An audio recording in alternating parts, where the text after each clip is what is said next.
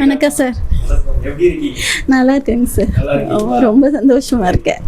நீங்க சொல்லுங்கம்மா, முதல் நாள் நீங்க உள்ள வரப்போ இது முதலா கேள்விப்பட்டது இந்த இலவசம்னு சொல்லி கேள்விப்பட்டது. ஆமா. இப்படி கேள்விப்பட்டப்போ உங்களுக்கு ஃபர்ஸ்ட் வருஷம் தோணுது என்ன? நம்பிக்கையோட வந்தீங்களா? நம்பாம இருந்தீங்களா? அதே மாதிரி நானே நம்பாம தான் வந்தேன். இது என்ன சும்மா ஒரு பெட்ல படுக்க வச்சுட்டு இல்லை என் அக்கா கூப்பிட்டாங்க. அப்போ சரி சும்மா அவங்க கூப்பிட்றாங்களேன்னு வந்தேன். அது என்ன இந்த பெட்டில் படுத்தா எல்லா நோயும் போயிடுமா அப்படின்னு சொல்லிட்டு அப்புறம் நான் ஒரு 10 நிமிஷம் தான் ஃபஸ்ட் நாள் படுக்க வச்சாங்க.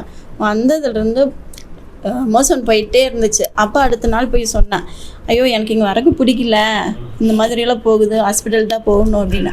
அப்போ அங்கே இருக்கவங்க சொன்னாங்க, இல்லை உங்கள் கழிவெல்லாம் வெளியே போகுது, இதுதான் உடம்புக்கு ரொம்ப நல்லது, அதனால் நீங்கள் ரெகுலராக வாங்க அப்படின்னு சொன்னாங்க. நான் சுகருக்கும் பேக் பெயினுக்கும் வந்தேன். தலைவலி எனக்கு டெய்லியும் இருக்கும், தலைவலி இருக்கும். அப்போ நான் ரெகுலராக வர ஆரம்பிச்சேன்னா எனக்கு பேக் பெயின் அப்படியே போயிடுச்சு. சுத்தமாக பேக் பெயினே இப்போ கிடையாது.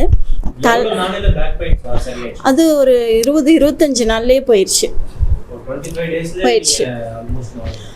அதுக்கப்புறம் தலையில் ஃபுல்லாக வேர்க்க ஆரம்பிச்சிச்சு.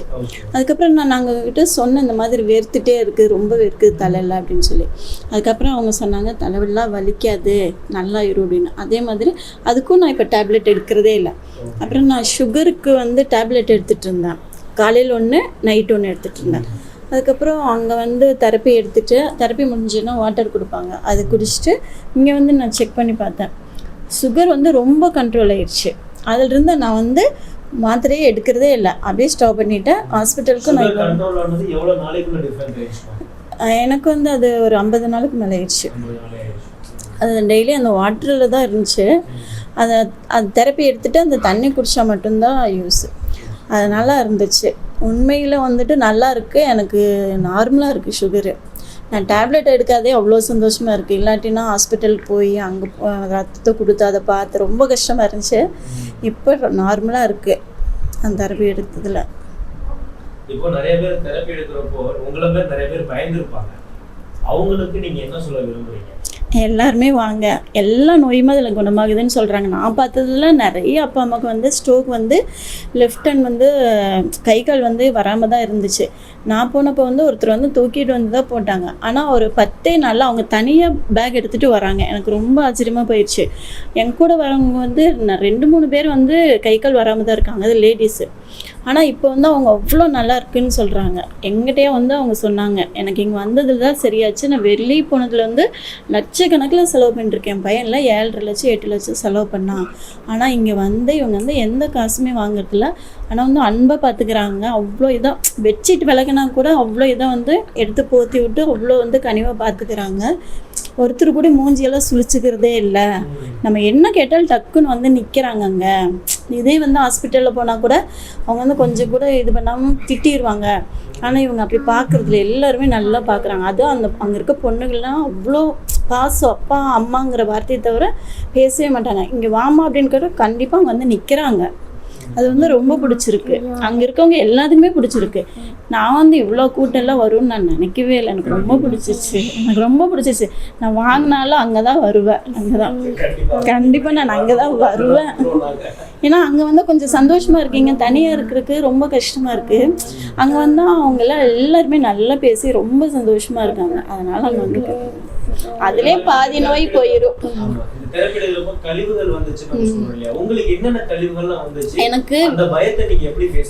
எனக்கு அது பாத்ரூம் போனதுல எனக்கு ரொம்ப பயம். அவன் அவ்வளோ டைம்லாம் போனதே இல்லை. அதுவும் 20 டைம் பக்கம் போனதுக்கப்புறம் அங்கே அந்த பொண்ணுகிட்ட கேட்டப்போ அவங்க சொன்னாங்க, அம்மா கழிவெல்லாம் வெளியே போகுது, நீங்கள் கவலைப்படாதீங்க, உங்கள் உடம்பு நல்லா இரும் அப்படின்னு. வேறு ஒரு மாதிரி ஸ்மெல் வரும். ஃபஸ்ட்டு அந்த ஒரு வாரத்தில் அந்த வேர்வே அந்த ஒரு நம்ம நார்மல் வேர்வை மாதிரி இருக்காது, அது வேறு மாதிரி இருக்கும். அந்த பிசுப்பாக இருக்குது, அந்த மாதிரி இருக்குது. அந்த ஸ்மெல் வந்துடும். அந்தனும் குளிக்கலைன்னா அப்புறம் அவ்வளோதான், அந்த மாதிரி இருக்கும்.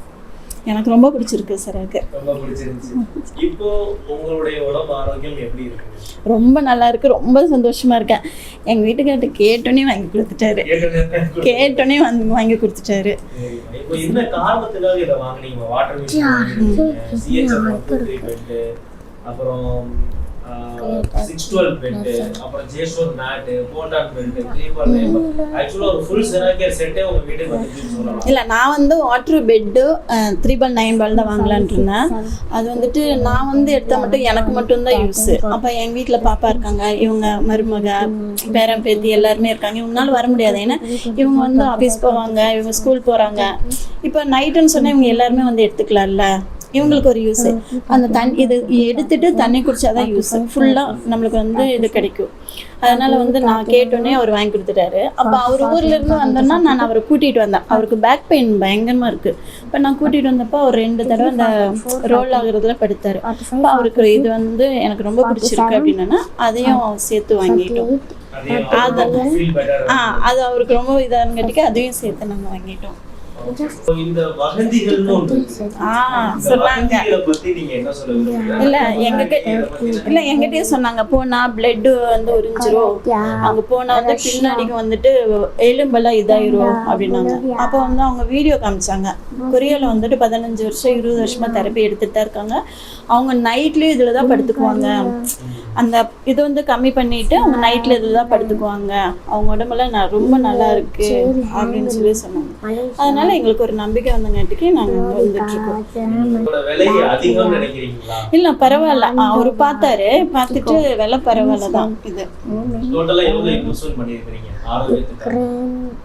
5 லட்சம்.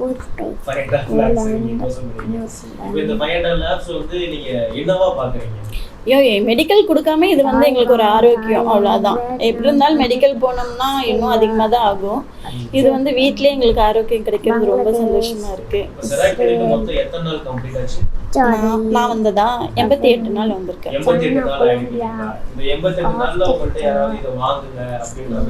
இல்ல நான் வந்து போனதுலேயே வந்துட்டு வாங்கணும்னு சொல்லி அவங்க கிட்ட போய் கேட்டதுக்கு அவங்க சொன்னாங்க, இல்லை நீங்க தெரப்பி எடுத்து கிளியர் ஆகாம உங்களுக்கு நாங்க தரமாட்டோம்னு சொன்னாங்க.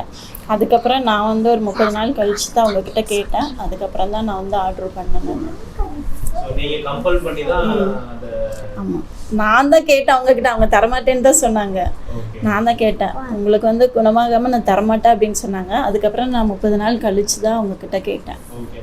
எந்த தருணத்துல வந்து இதுதான் இனிமேட்டு சொல்யூஷன் அப்படின்னு சொல்லிட்டு நினைச்ச இடம் இல்ல நான் வந்து நிறைய பேத்த பார்த்தேன். ரொம்ப பேர் வந்ததுலேயே வந்து கை கால வராம தான் வந்தாங்க. அவங்க சொல்றதுலேயே பார்த்தா எனக்கு அவ்வளோ ஆச்சரியமா போச்சு.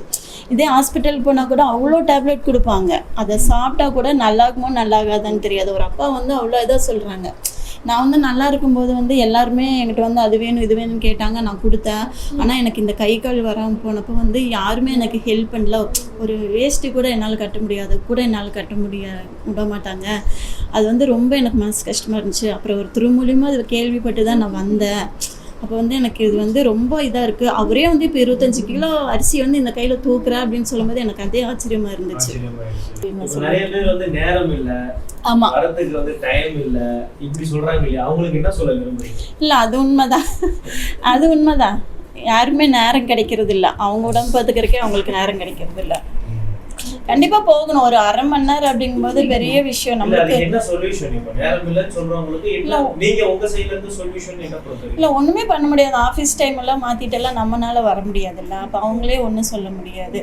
சரி நான் வாங்கினது வந்து எங்க ஃபேமிலியில வந்து நிறைய பேர் அப்படிதான் வெளியே போயிட்டு நேரம் இல்லைன்னு சொன்னாங்க. சரி அதனால வந்து சரி அவங்களுக்காகவாவது நம்ம வாங்கிக்கலாமே அப்படி. எனக்கு வந்து பிரச்சனை இல்லை, நான் போயிட்டு நம்ம இதுவோ கூட வந்துடுவேன், எனக்கு நேரம் இருக்குங்காட்டி. இப்போ இந்த வீடியோ பார்க்கக்கூடிய சிலர் வந்து அவுட்சைட் மார்க்கெட்டிங் வெப்சைட்ல இப்போ அவங்க இதை பார்க்குறப்போ வாங்கலாமா வேணாமான்னு ஒரு யோசனை இருக்கு, அவங்களுக்கு நீங்க என்ன சொல்லுவீங்க? இல்லை இது வந்து ரொம்ப யூஸ்ஃபுல் தான். நம்ம மெடிக்கலில் போய் செலவு பண்ணுறதுக்கு இதை நம்ம வாங்கி வச்சிட்டோம்னா ஆயுஸ் ஃபுல்லாக இதில் நம்ம இது பண்ணிக்கலாம்ல. அதனால் வந்து கண்டிப்பாக வாங்கிக்கலாம். இல்லை நான் வந்து ரொம்ப நல்லா இருக்கேன். எனக்கு வந்து முதல்ல வீட்டில் இருக்கும்போது ஐயோ மாத்திரை சாப்பிடணுமே அப்படி இப்படின்னு யோசிப்பேன். இப்போ வந்து அந்த யோசனையே இல்லை, நான் நல்லா இருக்கேன். என்னை மாதிரி அவன் மற்றவங்களும் நல்லா இருக்கணும்னு சொல்லி நான் பார்க்குறவங்க கிட்டேலாம் சொல்கிறேன். கண்டிப்பாக வாங்க, 100% குணமாகும்.